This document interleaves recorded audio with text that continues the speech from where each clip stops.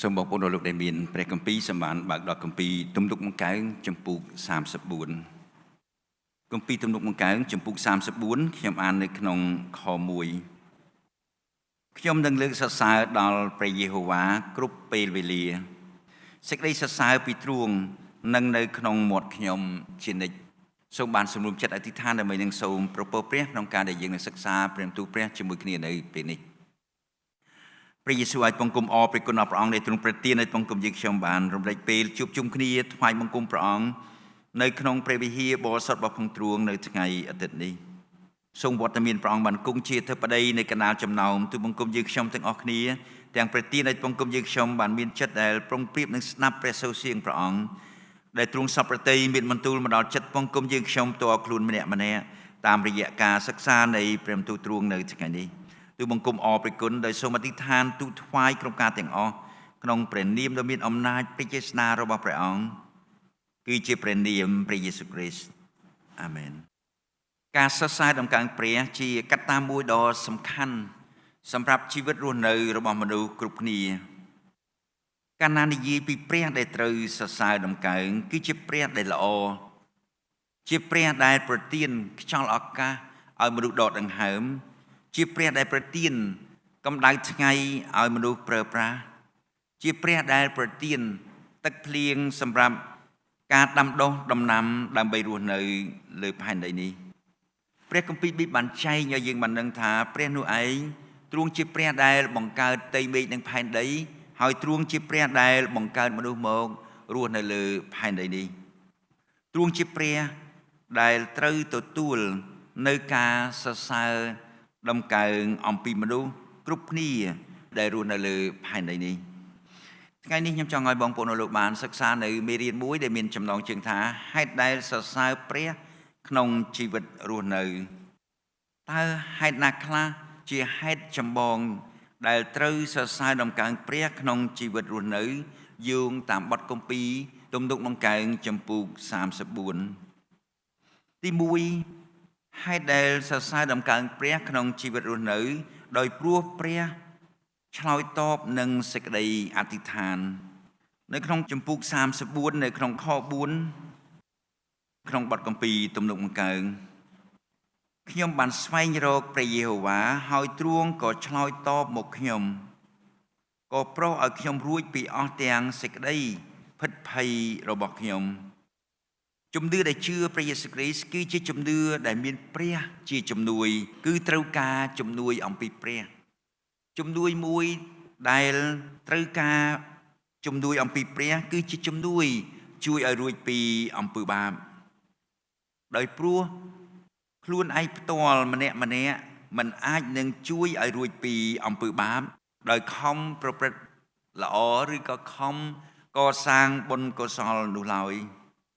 នៅក្នុងបទគម្ពីរយ៉ូហានចំពុក3នៅក្នុងខ16បានចែងថាត្បិតព្រះទ្រង់ស្រឡាញ់មនុស្សលោកដល់ម្ល៉េះ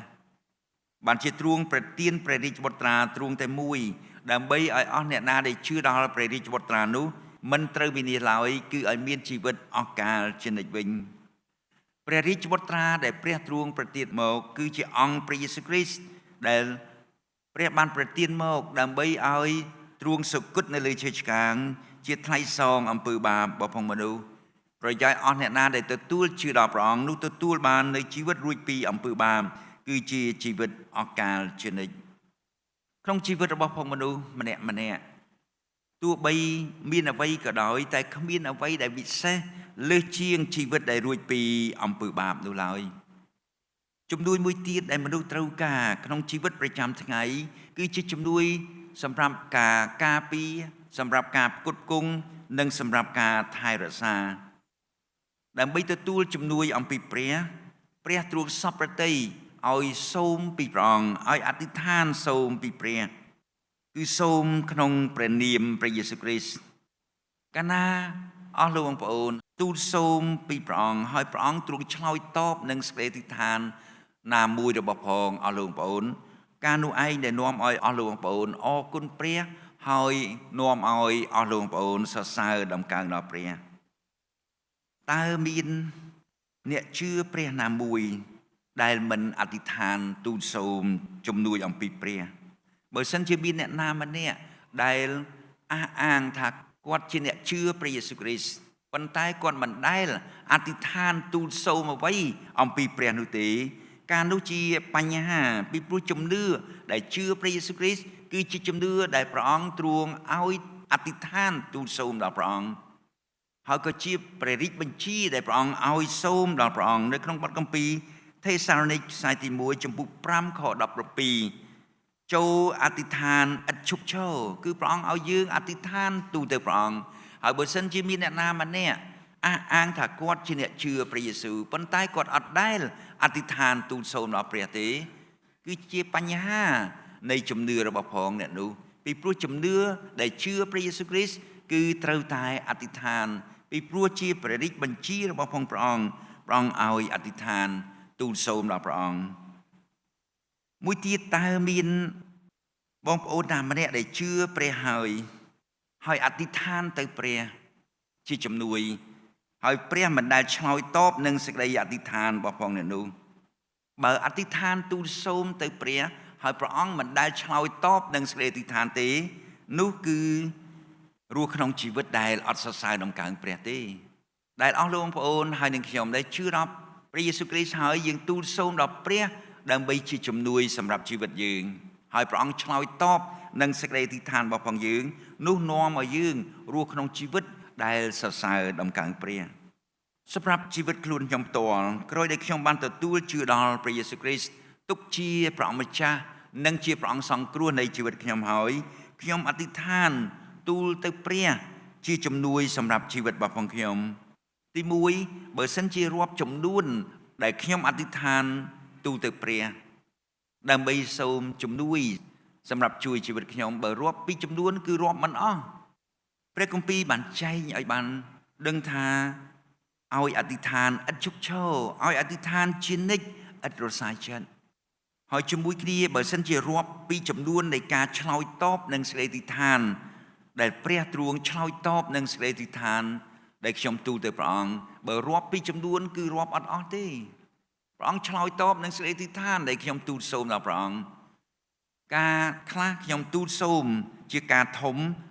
ពីជំនួយពីព្រះអង្គការខ្លះជាការតូចដែលសូមជំនួយពីព្រះអង្គហើយជាមួយគ្នាការដែលព្រះអង្គទ្រង់ឆ្លើយតបនឹងសេចក្តីអធិដ្ឋានរបស់ផងខ្ញុំនោះឯងដែលនាំឲ្យខ្ញុំសរសើរដំកើងព្រះអង្គនេះជាហេតុដែលនាំឲ្យអស់លោកបងប្អូនហើយនឹងខ្ញុំនិងអស់អ្នកដែលជឿព្រះយេស៊ូវគ្រីស្ទអាចនឹងសរសើរដំកើងព្រះបានពីព្រោះព្រះទ្រង់ឆ្លើយតបនឹងសេចក្តីអធិដ្ឋានរបស់ផងយើង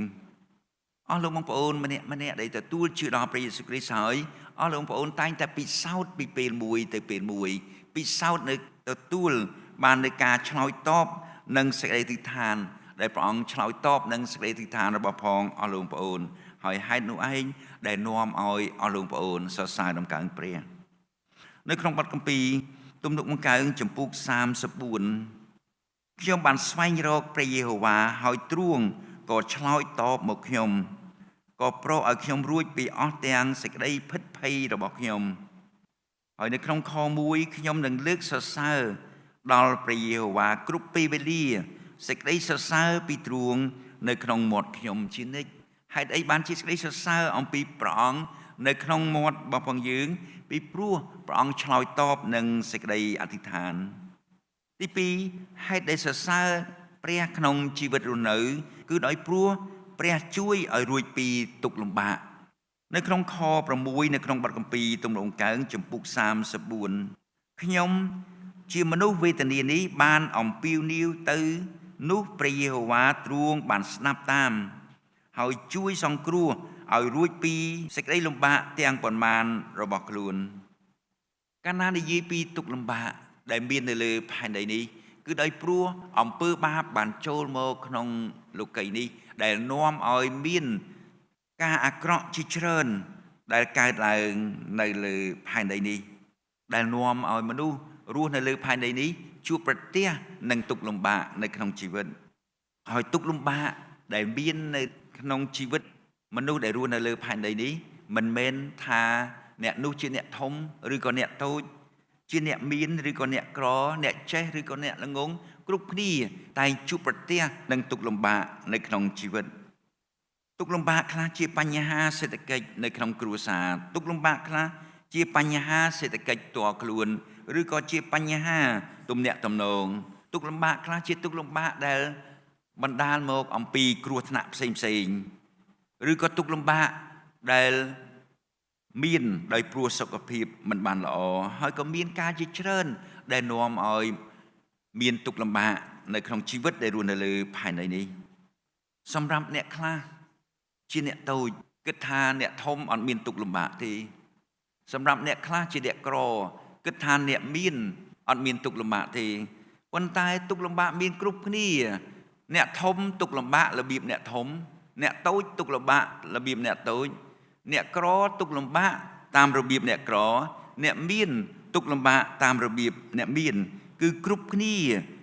តែងជួបប្រទះនឹងទុកលំបាកក្នុងជីវិត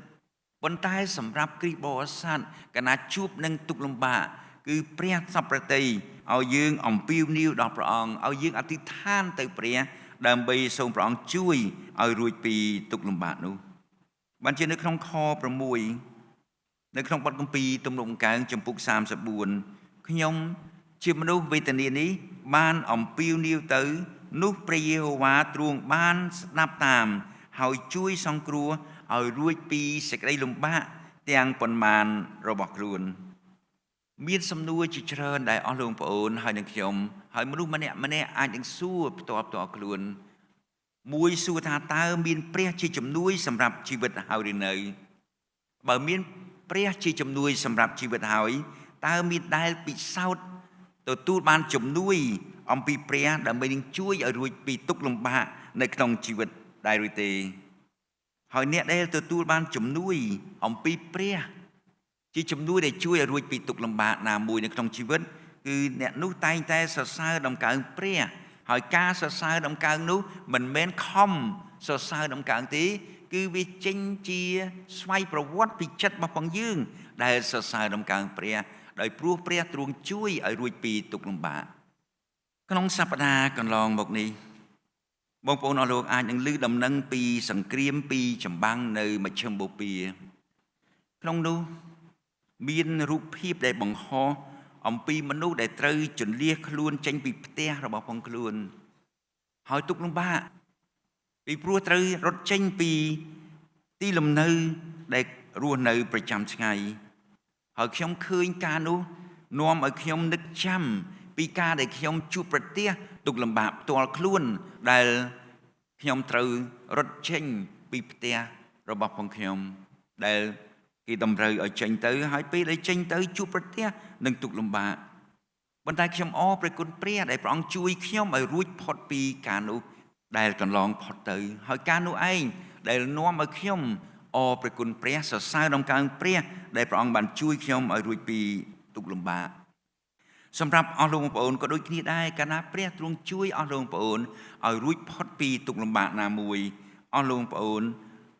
តែងតែមានចិត្តអរគុណដល់ព្រះហើយទន្ទឹមគ្នាដែលអរព្រះគុណព្រះគឺយើងតែងសរសើរដំកើងព្រះ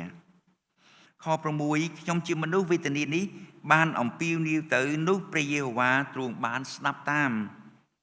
ហើយជួយសង្គ្រោះឲ្យរួចពីសេចក្តីលំបាកទាំងប៉ុន្មានរបស់ខ្លួនបានជានៅក្នុងខ1ខ្ញុំនឹងលើកសរសើរដល់ព្រះយេហូវ៉ាគ្រប់ពេលវេលាសេចក្តីសរសើរពីទ្រង់នឹងនៅក្នុងមាត់ខ្ញុំជានិច្ចហេតុអីពីព្រោះអ្នកដែលសរសេរបទគម្ពីរនេះយើងឃើញនៅខាងលើគឺជាទំនុករបស់ផងស្ដេចដាវីតដែលព្រះបានជួយលោកឲ្យរួចផុតពីសេចក្តីទុក្ខលំបាកដែលលោកសរសើរដំកើងព្រះនៅក្នុងមាត់របស់ផងលោកជានិច្ច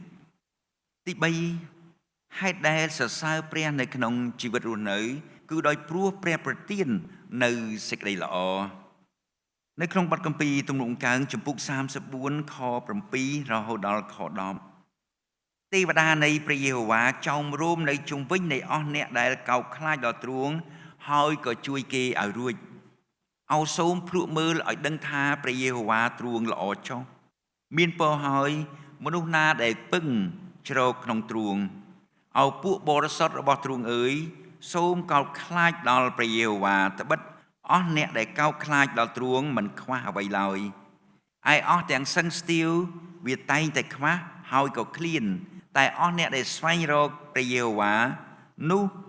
នឹងមិនខ្វះអ្វីដែលល្អឡើយមនុស្សជាទូទៅយើងតែងតែមានចិត្តប្រាថ្នារស់នៅក្នុងជីវិតដែលទទួលនៅព្រះពរអំពីព្រះជាជាងរស់ក្នុងជីវិតដែលទទួលនៅបណ្ដាសាកាលណាទទួលបានព្រះពរអំពីព្រះគឺទទួលបាននៅការល្អសម្រាប់ជីវិតរស់នៅក្នុងបទគម្ពីរយ៉ាកុបជំពូក1នៅក្នុងខ17បងប្អូនលោកដែលមានព្រះគម្ពីរសម្បត្តិបើកទៀងជាមួយខ្ញុំញ៉ាំអានជូននៅក្នុងបទគម្ពីរយ៉ាកុបជំពូក1ខ17គ្រប់ទាំងរបស់ល្អដែលព្រះប្រទានមកនិងអស់ទាំងអំណោយទានដ៏គ្រប់លក្ខនោះសុទ្ធតែមកពីស្ថានលើគឺមកពីព្រះវរបិតានៃពន្លឺដែលទ្រង់មិនចេះប្រែប្រួលសូម្បីតែស្រមោលនៃសេចក្តីផ្លាស់ប្រែក៏គ្មានដែរនៅក្នុងខនេះបានបញ្ជាក់ឲ្យយើងបានដឹងថាគ្រប់ទាំងរបស់ល្អគឺយើងទទួលបានមកអំពីព្រះគឺព្រះទ្រង់ប្រទានមកជីវិតគ្រីស្ទបរិស័ទគឺជាជីវិតដែលមានព្រះជាជំនួយសម្រាប់ជីវិតនៅពេលដែលអស់លោកប្អូនហើយនឹងខ្ញុំនិងអស់អ្នកដែលបានទទួលជឿដល់ព្រះយេស៊ូវគ្រីស្ទទុកជាព្រះម្ចាស់នៃជីវិតតខ្លួនគឺព្រះអង្គបានទទួលយើងធ្វើជាកូនរបស់ព្រះយើងមិនអាចនឹងធ្វើអ្វីដើម្បីទទួលបានឯកសិទ្ធិធ្វើជាកូនរបស់ព្រះបានទេបើសិនជាអស់លោកប្អូនគិតពីឯកសិទ្ធិជាកូនរបស់ព្រះដែលអស់លោកប្អូនទទួលបានដែលខ្ញុំទទួលបានដោយសារជំនឿដែលជឿព្រះយេស៊ូវគ្រីស្ទគ្មានអ្វីដែលពិសេសនៅក្នុងជីវិតរបស់យើងដែលព្រះអង្គទទួលយើងធ្វើជាកូនរបស់ព្រះជាកូនរបស់ព្រះដែលបង្កើតផ្ទៃមេឃនិងផែនដីជាកូនរបស់ព្រះដែលគ្រប់គ្រងលើទាំងអស់នោះជាឯកសិទ្ធិមួយដ៏ធំហើយជាកូនរបស់ព្រះហើយ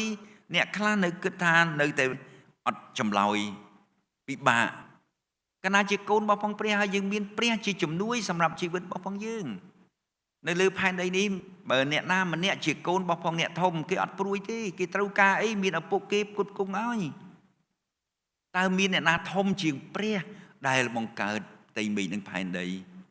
ជាព្រះដែលបង្កើតរបស់ទាំងអស់មកហើយព្រះអង្គទទួលយើងធ្វើជាកូនរបស់ព្រះអង្គ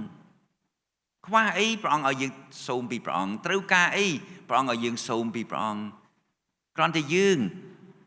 ខំរៀនឲ្យបានយល់ពីការដែលយើងសូមពីព្រះអង្គក្នុងការដែលព្រះអង្គឲ្យយើងអធិដ្ឋានទូទៅព្រះអង្គបានជានៅក្នុងខ7នៅក្នុងបទគម្ពីរទំនុកកើងចំពុក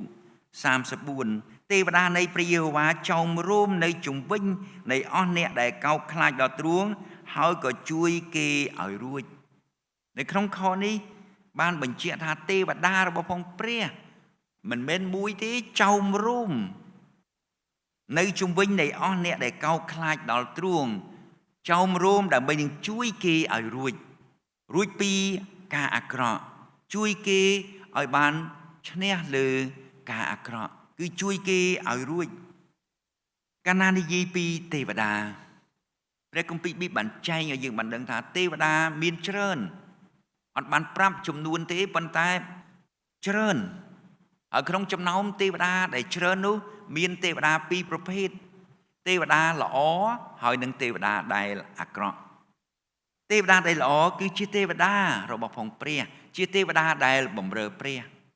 ទេវតាដែលអាក្រក់គឺជាទេវតាដែលក្បត់ទោសនឹងព្រះជាទេវតា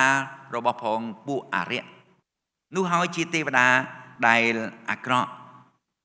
បងប្អូនអាចនឹងមើលនៅក្នុងបទគម្ពីរអេសាយចំពុក14ខ12ដល់ខ15គឺបានបញ្ជាក់ប្រាប់យើងឲ្យបានដឹងពីទេវតាដែលក្បត់ទោសនឹងព្រះនោះគឺជាទេវតាដែលអាក្រក់ជាទូទៅមនុស្សចង់បានទេវតាជួយប៉ុន្តែគេមិនដែលចាប់អារម្មណ៍ថាតើទេវតាប្រភេទណាមួយមកជួយគេទេគេចេះតែសូមឲ្យទេវតាជួយគេចេះតែសូមឲ្យទេវតាជួយប៉ុន្តែគេអត់ដែលចាប់អារម្មណ៍ថាតើសូមទេវតាប្រភេទណាមកជួយនោះទេពីព្រោះទេវតាមានពីរប្រភេទទេវតាដែលល្អទេវតាដែលអាក្រក់យើងតែងតែចង់បានទេវតាដែលល្អមកជួយយើងទេវតាដែលល្អគឺជាទេវតាដែលបម្រើព្រះនៅក្នុងព្រះគម្ពីរប៊ីបសម្រាប់អស់លោកបងប្អូនដែល ទទួលជឿដល់ព្រះយេស៊ូវគ្រីស្ទហើយព្រះអង្គសពប្រតិឲ្យយើងបានដឹងថាយើងត្រូវការជំនួយអំពីព្រះបានជាយើងសូមជំនួយអំពីព្រះហើយនៅក្នុងព្រះបន្ទូលរបស់ព្រះមិនដែលបង្រៀនកូនព្រះអង្គណាមួយឲ្យសុំទេវតារបស់ព្រះមកជួយទេទី1យើងអត់សុំទេវតាអាក្រក់មកជួយទេបើសិនជាទេវតាអាក្រក់ណាមួយស្ម័គ្រចិត្តមកជួយក៏យើងអត់យកដែរពីព្រោះវាជាទេវតាអាក្រក់ជាមួយគ្នាព្រះបន្ទូលរបស់ព្រះអង្គក៏មិនដែលបង្រៀនយើងឲ្យទៅសុំទេវតាល្អមកជួយដែរទេវតាល្អគឺជាទេវតាដែលបម្រើព្រះអង្គឲ្យយើងសុំព្រះជួយយើងដល់ពេលយើងសុំព្រះអង្គជួយយើងព្រះអង្គចាត់ទេវតារបស់ព្រះអង្គមកជួយយើងបានជាអស់លោកបងប្អូនហើយនឹងខ្ញុំយើងមិនដែលសុំទេវតាមកជួយទេគឺយើងសុំព្រះជួយហើយទេវតារបស់ព្រះអង្គមកជួយយើងនៅពេលដែលព្រះទ្រង់ចាត់ឲ្យមកជួយយើងមិនចេះតែមកជួយយើងដោយអត់បានអនុញ្ញាតពីព្រះពីព្រោះជាពលបរិវាររបស់ព្រះបានជានៅក្នុងខនេះទេវតានៃព្រះយេហូវ៉ាចោមរោមនៃជុំវិញនៃអស់អ្នកដែលកោតខ្លាចដល់ទ្រង់ហើយក៏ជួយគេឲ្យរួចតើអ្នកណាដែលកោតខ្លាចដល់ព្រះគឺជាកូនព្រះជាអ្នកដែលជឿដល់ព្រះដែលព្រះអង្គសពប្រតិឲ្យរស់ក្នុងជីវិតដែលកោតខ្លាចដល់ព្រះអង្គបានសម្រាប់អស់លោកបងប្អូនហើយនឹងខ្ញុំដែលបានទទួលជឿដល់ព្រះយេស៊ូវគ្រីស្ទហើយព្រះអង្គសពប្រតិឲ្យយើងបានដឹងច្បាស់ថាយើងមានជំនួយអំពីព្រះហើយដែលយើងអាចនឹងសរសើរដំណើរព្រះបានពីព្រោះនៅពេលដែលព្រះអង្គប្រទាននៅសេចក្តីល្អមកយើងហើយសេចក្តីល្អដែលព្រះអង្គប្រទានមកយើងគឺនៅពេលដែលយើងរស់នៅដែលកោតខ្លាចព្រះអង្គរស់នៅដែលស្ដាប់បង្គាប់ព្រះអង្គនៅពេលដែលទទួលបាននៅសេចក្តីល្អពីព្រះនោះហើយដែលនាំឲ្យហេតុដែលនាំឲ្យយើងសរសើរដំណើរព្រះអង្គបានជាគ្រីស្ទបរិស័ទគ្រប់គ្នាតែងទទួលបាននៅសេចក្តីល្អអំពីព្រះដែលជាហេតុដែលនាំឲ្យយើងសរសើរដំណើរព្រះហើយបើសិនជាអស់លោកបងប្អូនណាម្នាក់ថាខ្ញុំជឿព្រះហើយខ្ញុំអត់ដែលទទួលបានសេចក្តីល្អពីព្រះទេអស់លោកបងប្អូនអត់ដែលសរសើរដំណើរព្រះទេបងប្អូនអស់លោកខ្លះទទួលបានសេចក្តីល្អពីព្រះហើយអត់សរសើរដំណើរព្រះទៀតប៉ុន្តែហេតុដែលយើងរស់ក្នុងជីវិតដែលសរសើរដំណើរព្រះមួយដោយព្រោះព្រះទ្រង់ឆ្លើយតបនឹងសេចក្តីទិដ្ឋានរបស់យើងដែលយើងទូលសូមព្រះអង្គទី2ហេតុដែលរស់នៅក្នុងជីវិតដែលសរសើរដំណើរព្រះដោយព្រោះព្រះជួយឲ្យរួចពីសេចក្តីអាក្រក់3ហេតុដែលនាំឲ្យសរសើរដំណើរព្រះគឺដោយព្រោះព្រះប្រទាននៅសេចក្តីល្អមកយើងបានជាព្រះអង្គមានបន្ទូលថាសូមភ្លក់មើលឲ្យដឹងថាព្រះយេហូវ៉ាទ្រង់ល្អចុះមានពរហើយមនុស្សណាដែលពឹងជ្រកក្នុងទ្រង់នៅក្នុងខ9នៅក្នុងខ10អោពួកបរិសុទ្ធរបស់ទ្រង់អើយគឺអស់អ្នកដែលជឿដល់ព្រះអង្គអស់អ្នកដែលជាកូនរបស់ព្រះអង្គអោពួកបរិសុទ្ធរបស់ទ្រង់អើយសូមកោតខ្លាចដល់ព្រះយេហូវ៉ាត្បិតអស់អ្នកដែលកោតខ្លាចដល់ទ្រង់មិនខ្វះអ្វីឡើយហើយបើសិនជាអស់លោកបងប្អូនកោតខ្លាចដល់ព្រះហើយនៅតែខ្វះទៀតគឺបញ្ហាហើយមិនបញ្ហាព្រះអង្គអត់រក្សាព្រះបន្ទូលរបស់ព្រះអង្គប៉ុន្តែព្រះអង្គទ្រង់រក្សាព្រះបន្ទូលរបស់ព្រះអង្គដែលព្រះអង្គមានបន្ទូលយ៉ាងណាហើយគឺព្រះអង្គរក្សាព្រះបន្ទូលរបស់ព្រះអង្គត្បិតអស់អ្នកដែលកោតខ្លាចដល់ទ្រង់មិនខ្វះអ្វីឡើយខ10ឯអស់ទាំងសឹងស្ទាវវាតែងតែខ្វះហើយក៏ឃ្លានតែអស់អ្នកដែលស្វែងរកព្រះយេហូវ៉ានោះនឹងមិនខ្វះអ្វីដែលល្អឡើយសម្រាប់ជីវិតអស់លោកបងប្អូនហើយនឹងខ្ញុំដែលបានទទួលជឿដល់ព្រះយេស៊ូវគ្រីស្ទហើយព្រះអង្គសពប្រតិឲ្យយើងរស់នៅក្នុងជីវិតដែលសរសើរដំណើរព្រះហើយជីវិតដែលសរសើរដំណើរព្រះគឺជាជីវិតដែលយើងចុះចូលចំពោះព្រះកោតខ្លាចព្រះអង្គហើយជីវិតនោះឯងដែលយើងទទួលព្រះពរអំពីព្រះអង្គហើយដែលទទួលព្រះពរអំពីព្រះអង្គគឺនាំឲ្យយើងរស់ក្នុងជីវិតដែលសរសើរដំណើរព្រះសូមបានសម្រុំចិត្តអធិដ្ឋាន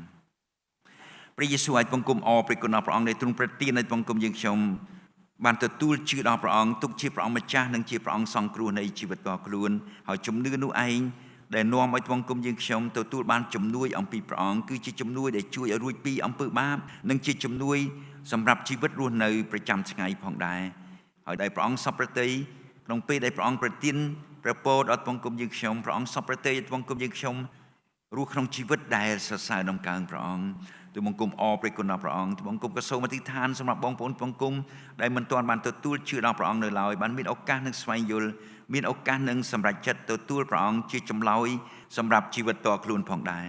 ទូលបង្គំអរព្រះគុណដោយសូមអធិដ្ឋានទូលថ្វាយគ្រប់ការទាំងអស់ក្នុងព្រះនាមដ៏មានអំណាចព្រះចេស្តារបស់ព្រះអង្គគឺជាព្រះនាមព្រះយេស៊ូវគ្រីស្ទអាមែន